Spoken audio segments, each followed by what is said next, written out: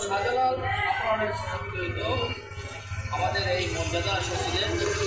এই আসন থেকে যে নির্বাচিত হয় সেই সরকার করে আমরা আগে বলেছিলাম এই আসন মর্যাদা আসনের কথা এবং দেশের রাজনৈতিক দলের প্রধান নির্বাচন শুরু করার আগে এই সিলেটে শাহজালাল রহমতুল্লাহের মাজার জিয়ারত করে তার নির্বাচনী প্রচারণা শুরু করে।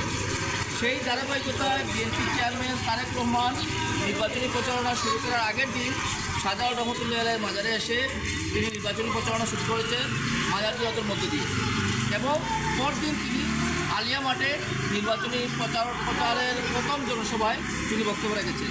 সে অনুযায়ী সিলেটের মানুষ তার বক্তব্যকে এবং মাজার জিয়ারতের বিষয়ে এবং সেই সময় সাবেক প্রধানমন্ত্রী বিএনপি চেয়ারপারসন খালেদা জিয়াও মারা গিয়েছিলেন সেই শোককে শক্তিতে পরিণত করে ধানের শীষ এখন পর্যন্ত সিলেটে এগিয়ে রয়েছে।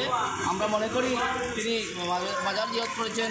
শহীদ প্রেসিডেন্ট জিয়াউর রহমানও এখান থেকে এসে মাজার জিয়ারত করে নির্বাচনী প্রচারণা শুরু করেছেন এবং সাবেক প্রধানমন্ত্রী খালেদা জিয়াও এখান থেকে মাজার জিয়ারত করে নির্বাচনী প্রচারণা শুরু করেছিলেন।